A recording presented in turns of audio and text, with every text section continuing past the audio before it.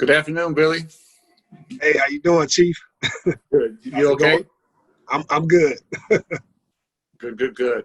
We should just jump right in, and we'll get some questions probably from the audience as we roll. Okay. But thanks so much for taking the time. I thought your story is just an extraordinary journey. As we've talked about of heartbreak and tragedy and hope and inspiration. I thought we should just try and walk people through your life a little bit. And let's start sort of in those early years growing up on the South Side, and what that was like. Well, basically, coming up on the South Side of Chicago for a young African American male was it's no different than most urban settings for young African American males growing up. Being exposed to things that were going on in the community, such as drugs, the gang culture. The gang culture is very much uh, entrenched in Chicago. So, it's easy to be absorbed into that culture. And of course, I was not unique. I was definitely absorbed into that. It became a part of my identity, the group identity. Uh, I did have a father that was very active in my life, but he wasn't in the home. So I had a lot of, just time to just do things on my own. And because of the community being what it was, I found myself heavily involved in the community activity, so to speak, being part of that gang culture. And because, you grow up thinking that these are the values that you must embrace, you know, um, it led me down the wrong path, thinking that carrying a gun was something that was a cool thing to do, something that became needed. And then it became, a problem. I've always said, once you pick up a gun, you will get gun problems. What age roughly did you start carrying a gun? I think the first time I came in contact with a gun, I had to be around 13 years old. I think when I really started carrying guns, it may have been 2 years later, around 15. And because, the way things had started progressing, from how people were engaging in this gang culture, the days of the fist fight and leaving it on the court was over with. People started shooting each other. People started dying. And in order to feel protected, you know, people started carrying guns. And I think when you have a young man, the age of 15, 14, 16 years old carrying guns, you're not going to make the best decisions when you're confronted with certain, situations that you find yourself in. It's just a recipe for disaster. Yeah, yeah. And for a lot of folks who may be watching this who maybe haven't carried a gun, what does that feel like? Is that did you do it out of fear? Does it give you a sense of power? Folks have talked about sort of the intoxication of having a gun. What did that make you feel like, and what made you make that decision? Oh man, it's unfortunate, but when you pick that gun up, it's like a feeling, it's like a addiction. It's almost like a drug addiction. You have become so empowered and feel so invincible. In your mind, it's like no one can touch you. You ready for any situation that may come your way. You become a little bit more humble in the way you approach things when you don't have a gun. Yeah, A gun is a great equalizing force. For the most part, people just don't brandish a weapon. So it's like the element of surprise uh, that you have on your side. And you instantly have, even if not, elevated the playing field in your behalf. The odds are now in your favor of, coming out on top. But the consequences you never think about. So you really don't come out on top. It can end very disastrously for you and the people who can become victims of, what can happen when you involve yourself with guns. all right. Talk about what happened that day in November of 1984 when you were up by Simeon High School. Basically went up to try and protect a settled dispute with one of your cousins, and walk through just what happened that day. So just to give you a context of why I was even up there, someone had robbed a relative of mine, and I figured that me, being, a protector of her, I would go and handle the situation so that she wouldn't, feel like no one was there to have her back. So yeah, I went and got a gun, hopefully to go and recover, the money that was stolen from her. And honestly, Arnie, at that time, I've never used a gun. I've only carried a gun. So not really understanding the properties of fire, Yeah. you set yourself up to get burned. And what happened was I just thought that I could bluff my situation to where it would turn out in my behalf and get the money back, and that would be it. That issue had got resolved. And, because I'm just hanging out with nothing to do, I just happened to be, standing on the sidewalk when Benji Wilson, the young man who I ended up having a confrontation with, had walked from up behind me and shoved me out of his way. And because he kept walking, you know, I felt accosted. I confronted him by asking, was he going to say, excuse me? Uh, for whatever reason, Benji turned around and, told me in no uncertain terms that he didn't owe me an excuse. Words were exchanged. He was 17, I was 16. And, Benji, for anyone who don't know, was a high school basketball star. Actually, he was the number one basketball star in the nation at the time, coming out of Simeon High School. Benji Wilson was 6'8". He was, for me, a giant, the tallest person I've ever seen in my life. I was a pipsqueak. I was 5'6", 135 pounds. And because of that gun and what I explained earlier, the feeling that it gives you this inflated sense of confidence. I felt like I had something to, equal the odds out in my favor, but I was really confronted with a real situation that I didn't know it would end up going as far as it did. I didn't think that I had it in me to actually pull a gun out and shoot somebody. But Benji wasn't bagging down.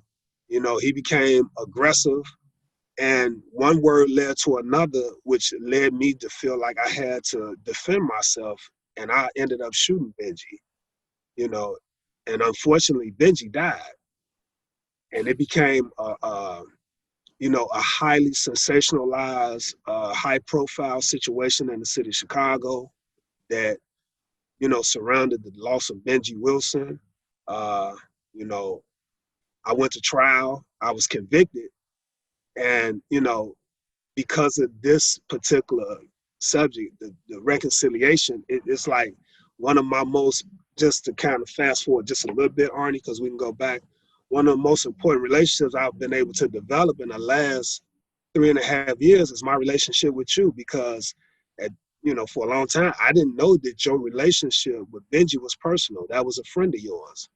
Uh, and, so I affected a lot of people in the city of Chicago. That was a far-reaching impact that touched a lot of people, the loss of Benji Wilson. Uh, and I kind of, understood instantly, what the value of life was. I understood the mistake of, carrying a gun and the type of consequences that will come your way when you decide to do things like that.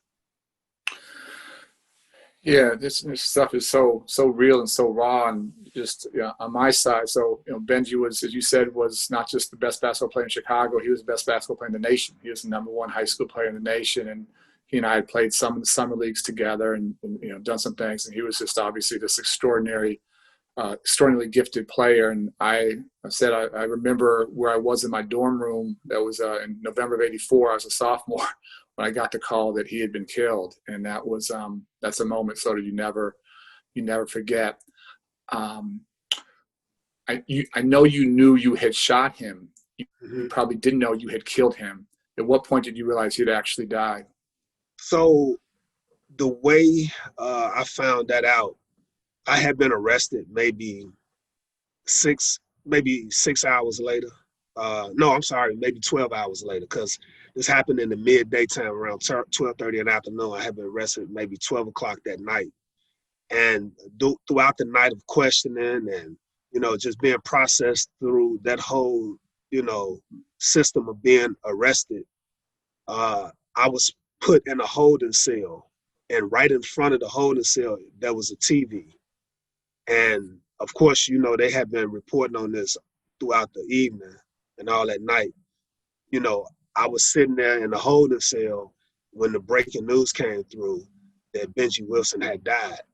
And that was the worst feeling of my life, because at that moment, I think more than any time in my entire life, certainly it had, I was only 16. I was more in touch with the humanity of people than ever before, because I had caused the death of a human being. And it was like, that was a real heavy weight on my shoulders, to acknowledge that it was real tough. That was the last thing that, I ever wanted to happen. And, I don't think people quite understand what that feels like, to know that you're responsible for someone who's no longer here. It was heartbreaking. Yeah, yeah. No, I can't begin to say I imagine or understand. You and I have talked publicly a few times. We haven't sort of talked publicly about this, but when you went to Cook County Jail, you came very close to losing your life. Yeah. And if you sort of say, let the audience know what happened there early on. So at the time that this incident happened, I was 16 years old. It was 41 days before I turned 17. So in the state of Illinois, you can be charged as an adult, which I was, but you can't be held in the Cook County Jail where adults have been held until you're 17. So the day after my 17th birthday, I was transferred to the Cook County Jail Division 6. Of course, my case was so highly publicized, everyone knew who I was when I got there. I was pulled off the wing that I was being detained on by 6 sheriff deputies and questioned about why I was there. So, just on the advice of my attorney, I told them, I don't discuss my case. So they basically asked me if I was gang related. Me not understanding the politics of the jail, I told them yes. And they proceeded to assault me, to the point to where they took me to the captain who ran the shift, and he told them they can take me and do whatever they wanted to do with me. 2 of those officers who was a part of that took me down into the boiler room of the basement of Division 6 and told me that basically I was going to write a letter to my mother saying that I could not cope. What happened before this incident took place, when my name was called to come out into the hallway, I saw them standing out there. So I didn't feel comfortable about the situation. My instincts told me this don't look right. I wrote my mother's phone number down and asked the guy to call my mother and tell her to come to the jail immediately because something wasn't right. I also had an uncle that worked at the county jail, and I told him to tell her to call my uncle because he didn't come to work until the next shift, that he should come and find out what was going on. And I believe that's what pretty much saved my life, because I determined in my mind to just try to hold out as long as I could while I was in the boiler room. They were beating me up. I was in handcuffs, sitting in a chair, and I just said, just hold out, because either my mother and my grandmother is going to come up here, or my uncle is going to get to work, and all this is going to be over. I think I was in the boiler room. It seemed like, I don't know, for hours, maybe about an hour. And, in the midst of them telling me I was going to write this letter, assaulting me, spitting in my face, calling me the N-word, a phone rang that was by the door in the boiler room. And then after the sergeant who was leading this, he was basically saying, you's a lucky, and they took me upstairs. Come to find out, my uncle got the message. My mother answered the phone. They was out there demanding to see me. And that's pretty much what my introduction to the Cook County Jail was. The second day after I turned 17, they were really trying to get me to write a suicide letter to my mother, and basically they was going to kill me. You know, and if anybody knows anything about the Cook County Jail during the 70s, 80s, and 90s, a lot of men ended up dying in that place mysteriously. So this was no hoax. It was not something that I thought they were just doing to intimidate me. They were actually trying to get me to actually kill myself by me signing this letter through their hands. So that was my experience, you know, early on dealing with this ordeal. And this was way before I ever seen a courtroom, so to speak, you know. Right, right, right. Like I said, this panel is about, truth and reconciliation and forgiveness, and we'll get into some of that in a minute. But how do you, as a 16-year-old, 17-year-old, you're still a kid, how do you start to begin to forgive yourself, to see that this horrific incident is not going to be your defining moment, it's not going to define who you are? How do you even approach that process? You know, Arnie, I struggled with that realization for a long time, you know, because it was something that I never had a chance to really have a moment to get away from it, because you're going through the court process, you know, your case is so publicized, everybody know who you are. Everywhere you go, it's like all eyes on you. And you know, it's like you always feeling this, your conscience is constantly telling you, man, you messed up big time.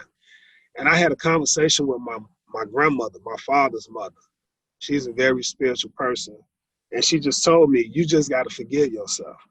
There's nothing you could do that's going to change what has happened. And you do not know what the outcome is going to be. The only thing you have control over is how you deal with this. And you just have to forgive yourself. You know that you made a mistake, you know, and her words just hit me in a way that, it just touched me. And I just felt like, I know that I'm not the person that I'm being described as in the media. You know, at that moment, I just forgave myself, you know, and I didn't hold it against me because I knew there was nothing I could do from that point on. But I also told myself that I would never again put myself in a position to make a mistake that could be so costly. I would learn, I would sit back and just try to learn from other people. You know, I didn't want to, I knew I had a lot to learn in life. I was young.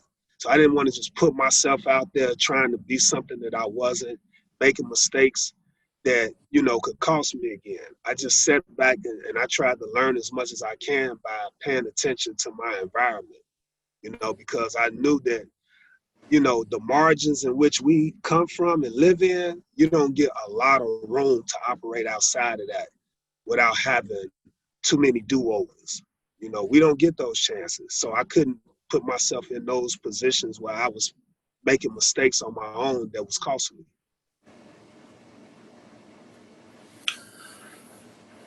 So I got, that incident changed your life, obviously ended Billy's life. It changed so many of our lives. And I didn't know who you were, didn't know your name. Years later, ESPN made a 30 for 30 documentary about Benji's life. At the very, very start of it, there's a clip of he and I and a set of other guys playing in a tournament, YBI tournament, a tournament we all loved playing in. It was outside Kenwood High School. We played there every summer. And then they interviewed you when you were incarcerated at the back end of that. And when it came, as I was watching, when it came to that part, I honestly couldn't even watch. Like I wasn't ready to hear your story. And I wasn't there yet. Fast forward some more years, very, very symbolically, there was a peace march at St. Sabina. And a mutual friend of ours, Curtis Toller, works with both of us, asked me, do you know who Billy Moore is? I said, yeah, I know exactly who Billy Moore is. He said, well, he's here. Would you like to meet him? And that really stopped me. And then I just said, okay.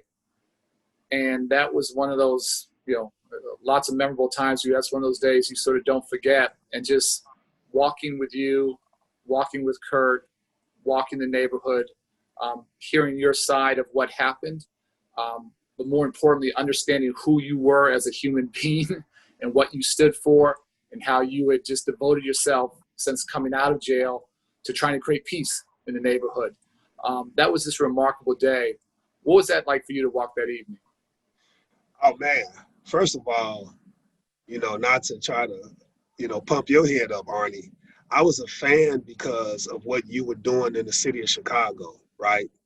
I had no idea at that time that you had a relationship with Benji that went back to, when you was a teenager.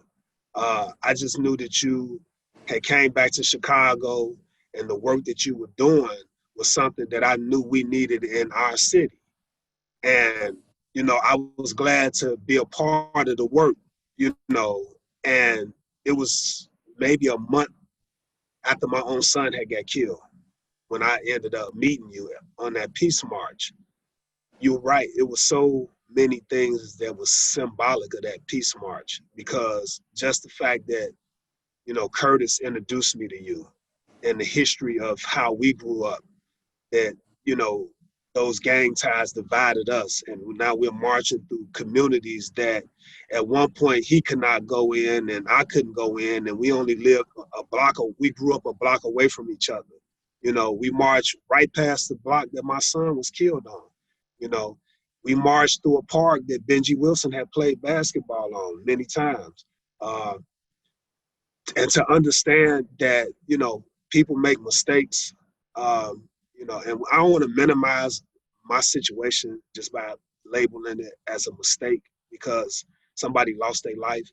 But unfortunately, so many of us make those mistakes because we grow up in this type of environment that, we are numb to, these traumatic circumstances that cause people to lose their lives like this.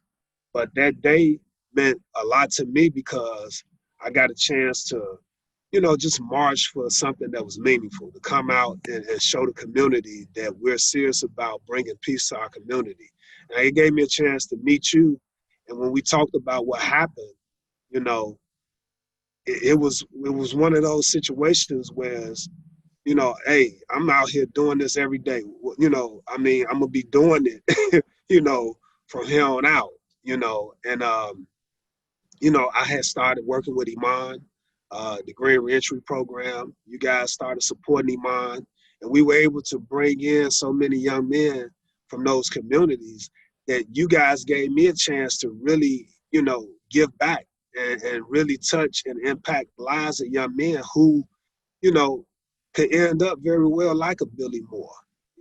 I didn't have a program like Iman or Craig around who could have pulled me in to a program and gave me that type of mentorship, that life coaching direction that young men need. My father died 15 months before, I ended up going to jail.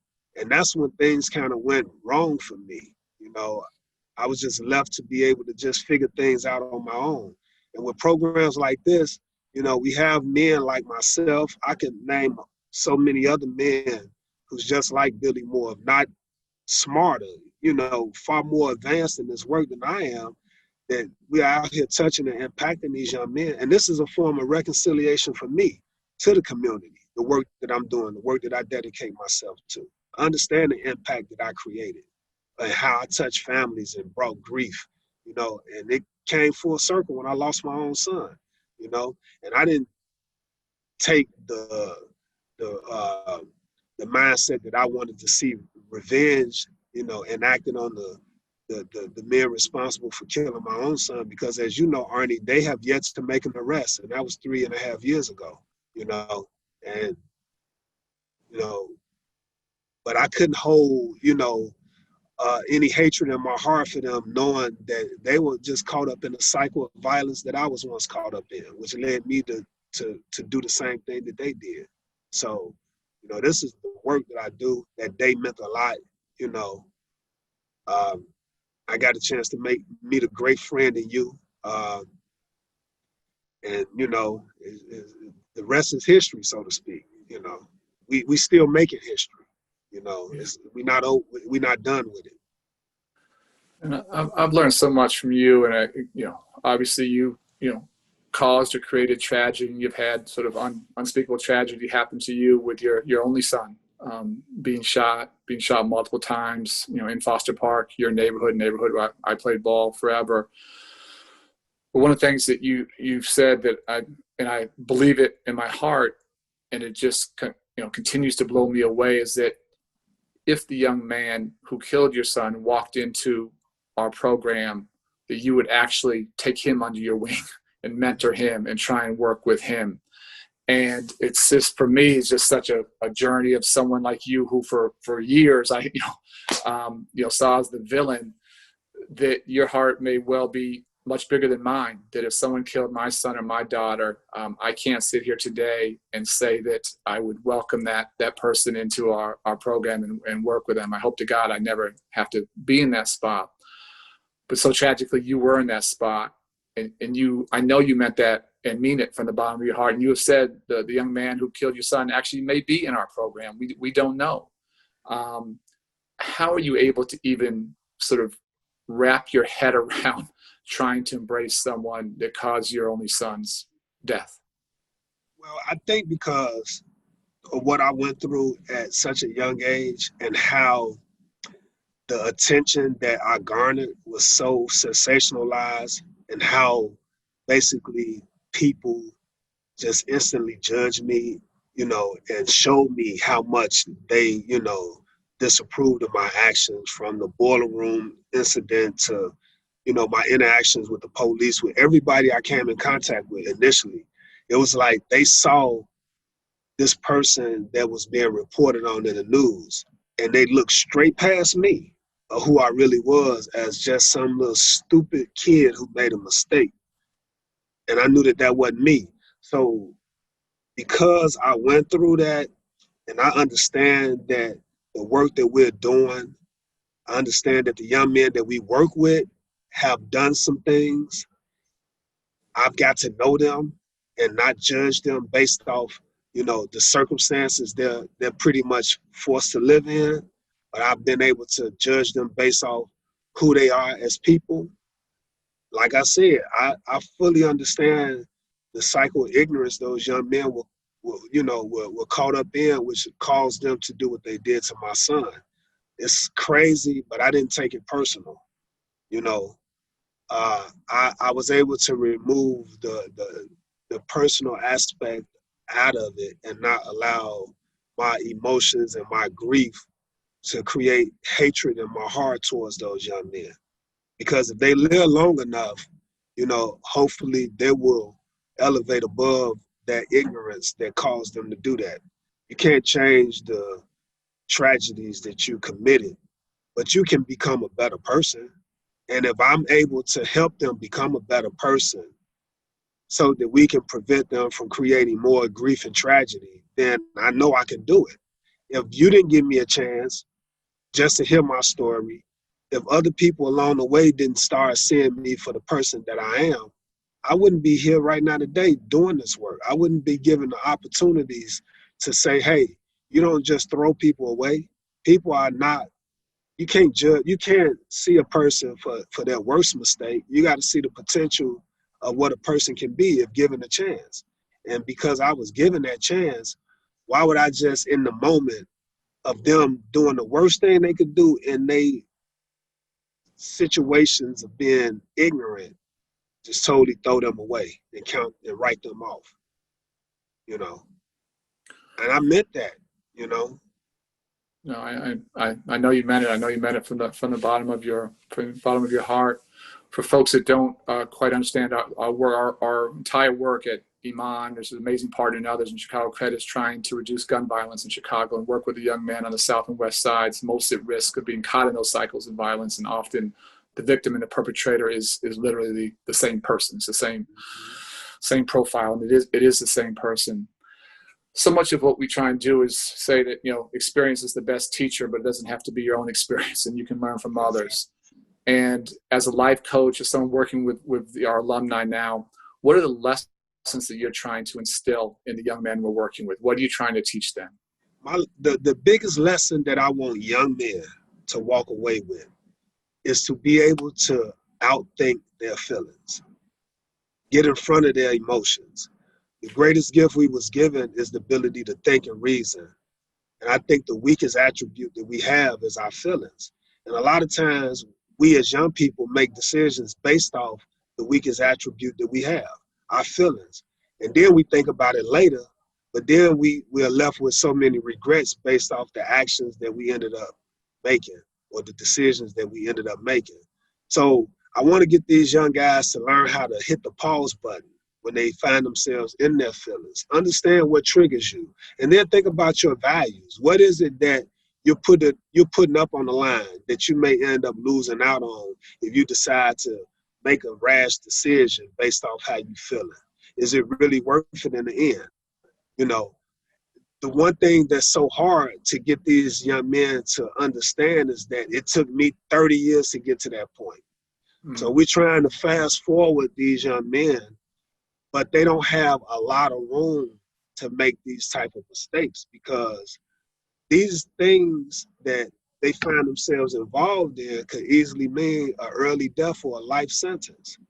And we don't want to lose them because I believe that if we had a chance to really get these guys to learn from our experience and not have to pay from their own experience, then, you know, when they find themselves stepping into that moment of who they really are, they don't have to sit back and see how they sacrifice some things because they made some mistakes that held them back. Yeah. I think it's so profound what you said. I hope people really understand. We want to teach our young men to outthink their feelings. And for folks that don't understand sort of the complexity of the violence, the drivers of violence in Chicago, so much of it is fragile emotions. It's a warped sense of manhood. It's feeling the smallest slight has to be taken, whether it's, online slight, social media slight, something in person, that the smallest incident becomes a life and death issue, which is actually exactly what happened with you and Benji. It was a minute, 2-minute interaction that ended, unbelievably tragically. And just giving our young men the skills and the tools to think through those situations, to see the bigger picture, to think before they act, as you said, to hit that pause button. That's a huge part of how we start to reduce violence. I remember one day, Iman, with some of the older guys who had returned and the coaches, you talked up how many years had been lost to the penal institutions. Talk about what happened that day. So we were actually it was a soft skill day where we were pretty much talking about moral choices, and we wanted to put people in, a situational frame where you were confronted with what type of decision you would make. So one of the examples was a young man wanted to be in a music video that was being shot on his block, but the people that were shooting it were gang members, and the opposition of that gang saw the music video and saw the young man and ended up killing him. So we asked everybody in the room, particularly the young men, was that morally right? And because they can only respond from their point of reference, a lot of them said, yeah, he knew he shouldn't have been in the video, this, that, and other.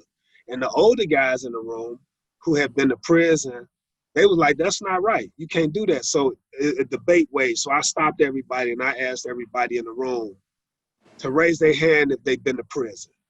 So everybody that raised their hand been to prison. We started adding up. We asked everybody, how much time have you done?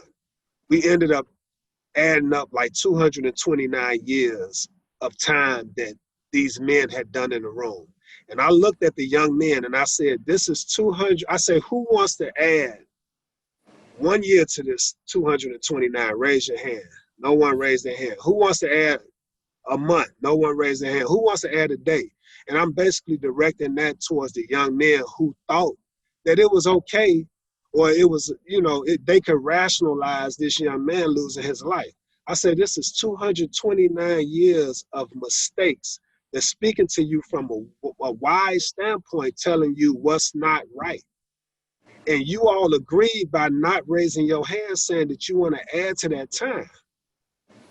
This was the benefit of having men like myself and these men who have done all this time because of the mistakes they made, to speak to, these young men from their wisdom and hopefully get them to understand that that's not right because you're not willing to sacrifice a time, a minute, a second of your life to making a decision that you think could be right that will end up putting you in a position where you end up spending some time of your life away for that.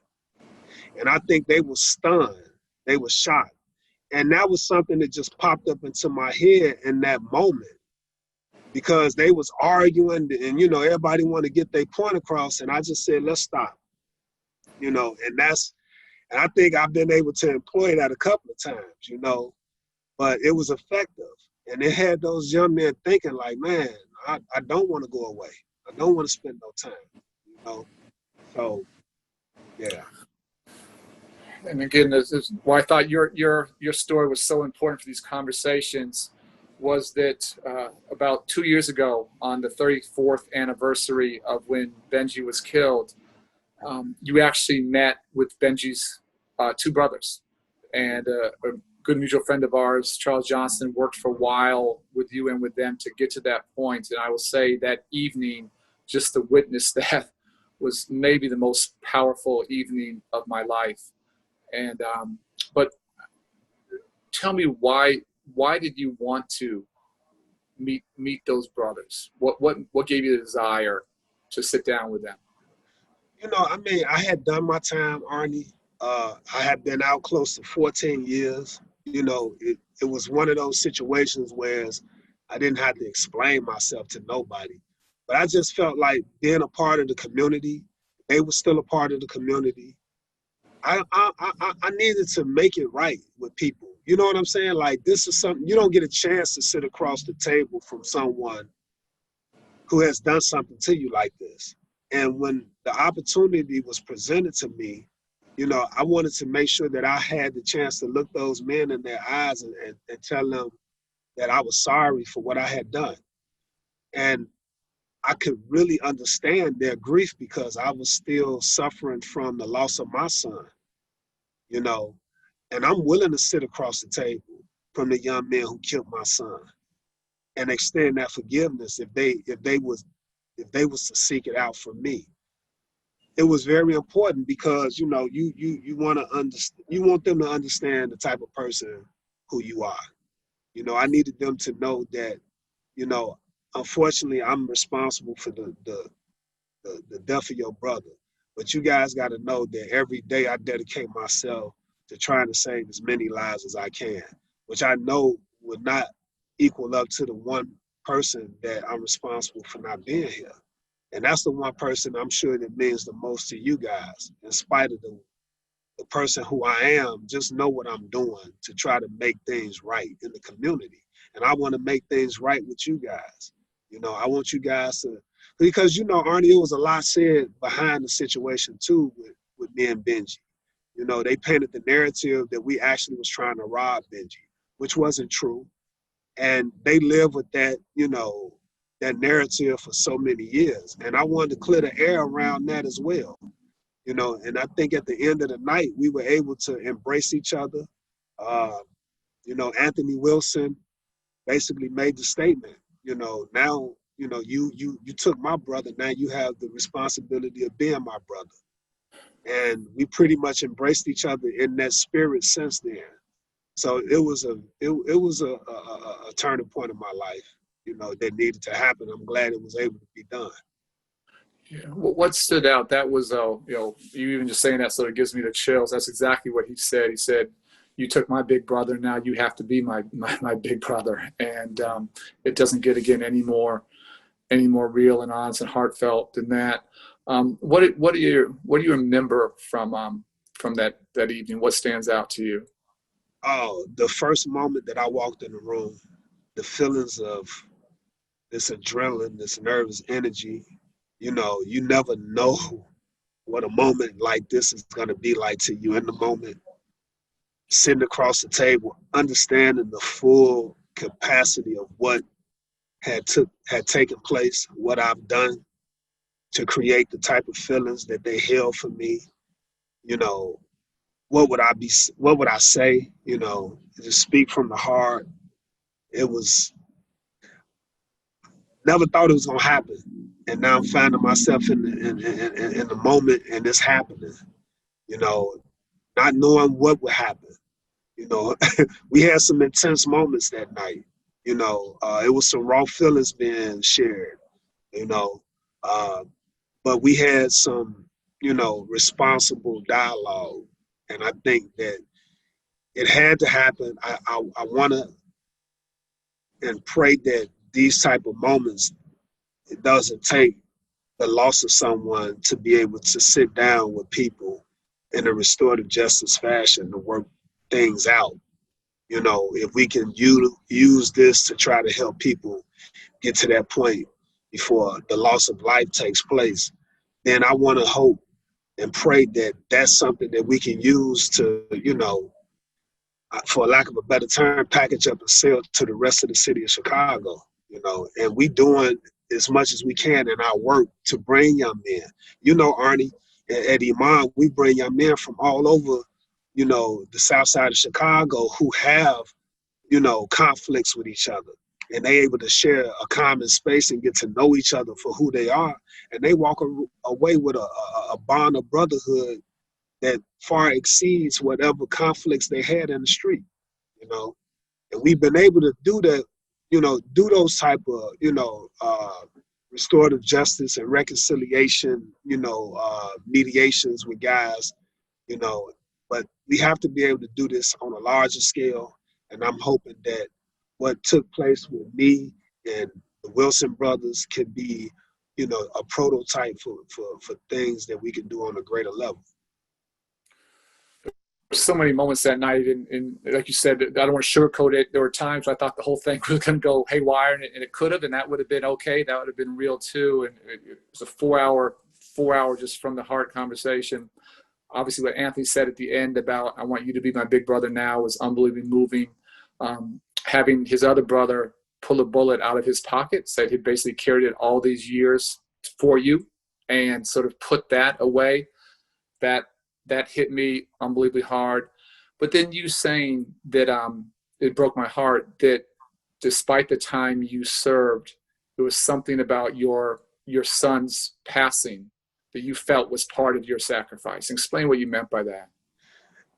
I've always felt like, during my time of incarceration that 20 years wasn't going to be enough to pay for this. And because I will probably have an opportunity to continue my life. I think about Benji, unfortunately. It's a situation that, he's dead. I think about him every day. It's like, I know I've forgiven myself, but I can't get past the fact that it's another human being not here every moment that I take a breath, that I'm here. And I was blessed to be, a father. And I used to just have this feeling that, man, this ain't it. This 20 years ain't it. I don't know what else is going to be. It may be my life. I got carjacked one time, Arnie. I discussed it with you. I almost got shot in the back of the head. The bullet came so close. I survived. And it was like, wow, that was very traumatic. But I got a call, when I found out my son got shot 16 times and he was dead. I felt like at that moment, it was like, man, like that was like was that the sacrifice that I had to give up for what I had done? Mm-hmm. That I had to really understand the full ramifications of what I did by feeling it in my own heart. And I felt that, and I understand the full capacity of grief, Yeah. And, it's like one of those situations where, I've talked to some people, they like, you shouldn't feel that way. I'm like, but I think what you put out into the universe, it comes back at you. And that's why it makes me so humble in this work. And that's why I could never hold hatred in my heart for the young men who done that, because the only thing I wanted people to do is forgive me, so I can't be unwilling to not be forgiven. And when you ask people to do something in the easy times, it's easy to say yeah, but it's really when those hard times come when you got to prove yourself. So Unfortunately, we have to wrap, but Billy, just appreciate you so much sharing your heart. I'll just say you're one of the most remarkable men I've ever met, and I feel so thank you, privileged to Arden. work with you. And thank you for sharing your story. Appreciate it. Thanks a lot.